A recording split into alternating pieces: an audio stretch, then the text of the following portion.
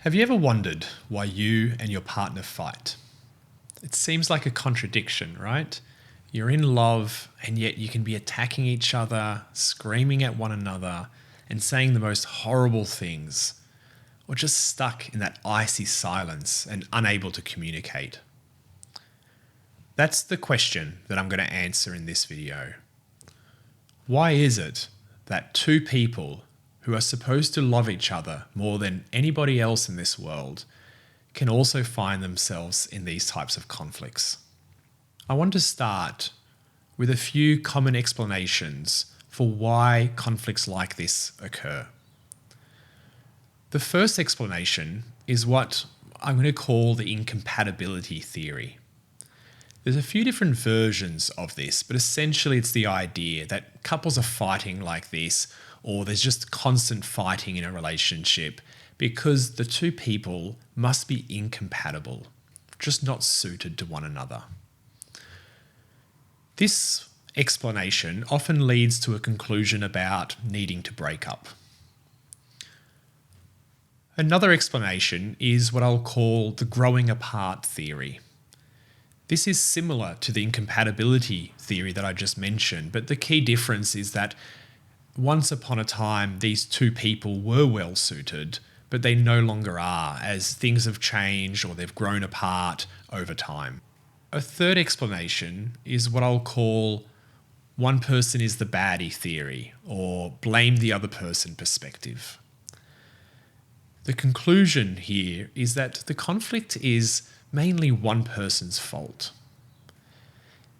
This could be because of their view of something or their approach to something, or it could simply be that they're behaving in a way that's unacceptable. That unacceptable behavior could be what they do in a fight, such as the raising of a voice, the insulting, dismissing their partner's feelings, shutting down, using threats, or some other behavior that's deemed unacceptable.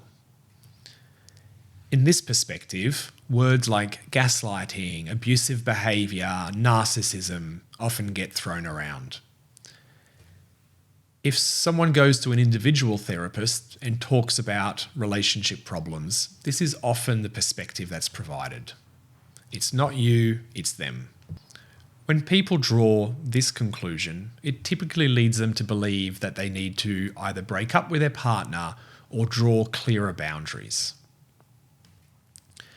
The final explanation that some people come up with is that fighting in a relationship is normal and that both partners should just accept it. It can sometimes come with the suggestion to focus on the positive. In actual fact, none of these explanations are right. There are a few different causes of conflict, and so in this video, I'll be focusing on the most common reason why couples fight, and in future videos, I'll address the others. When two people first start a relationship, everything is usually great. They're getting to know each other, the brain is being flooded with all these feel-good hormones. Little differences are often quickly resolved. But what happens as you spend more time together is that the differences compound and some new ones might emerge. So, for example, someone who doesn't listen to your feelings, it might be fine for a few months, but after years it can get hard. Or if someone doesn't like it when you go out with your friends, it may not be a problem when it happens once or twice, but after the 50th, 100th time, it starts to be an issue. There are countless differences that can emerge in a relationship, but there are a few common themes for many couples. So one area of difference can be around finances. This could be about whether one person is not as good with finances as their partner, or it could be that one person feels like their partner is not earning as much as they could be, or how to divide the finances in a relationship, whether to make it 50-50 or some other formula. There can be differences around life chores. There can be differences in regards to the physical intimacy of the relationship. So that could be the frequency, how adventurous to be, or what gets each person in the mood. There can be differences in how to raise children. As an example, whether to be more strict or to be a little bit more relaxed. There can be differences in how to spend the spare time that the couple have. For example, whether to go away or to stay in the local area. There can be differences in how to manage competing relationships. So those competing relationships could be friendships from one person, the family of origin of one partner, or even a child from a previous relationship. Another area of difference can be in regards to closeness. So each person varies in terms of how close they like to be in a relationship. Some like to do everything with their partner, while others like to be a bit more independent. The final difference is around managing the other person's emotions. So inevitably in a relationship, people get stressed or hurt. And whether that's something from within the relationship or from life external to the relationship, when it happens, different people need different things from their partner.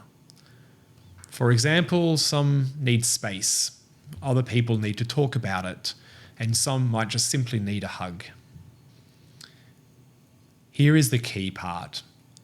Differences are an inevitable part of relationships. It's perfectly normal to have differences in a relationship. They're not a sign of incompatibility. In fact, you can have the greatest of differences with your partner and yet have the healthiest of relationships. The other important thing about these differences is that there is no right or wrong. No external person, even a therapist, can decide how they should be resolved. If you take the example of differences in regards to closeness, there's no objective right amount of closeness to have in a relationship. An independent one is just as valid as an interconnected one. What's important is that it works for both partners. The other thing that's important about differences is that they relate to your ability to get needs met in the relationship. That's why they create problems. The differences can mean that your needs clash, or it could be that it means your partner may not understand your needs. When couples are faced with these differences, there's usually one of two patterns that emerge. The first looks like this, where things get heated and there's an escalation. It could be from one person attacking the other and their partner shutting down, or it could be from both partners attacking one another.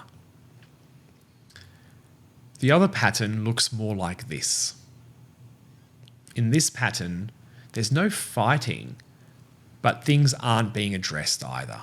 Issues are ignored or swept under the carpet. It's easy to think that this type of pattern is better than this one, but that's not the case. The problem with this lack of conflict is that nothing gets resolved and the dissatisfaction grows.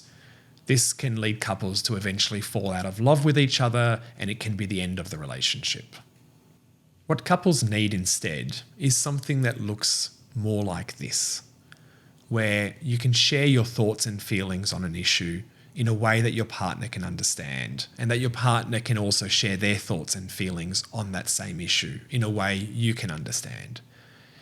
It's through this process that couples can resolve whatever they're facing, both now and in the future. The most important thing that determines whether the couples have one of these types of patterns or this one is the way that they manage their emotions.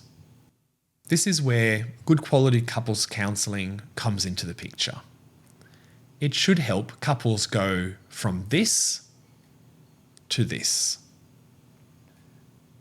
The main point that I want to make in this video is that conflict is not typically a sign of incompatibility, nor is it of one person just behaving badly. The most common reason couples fight is that they don't have a good mechanism for resolving differences.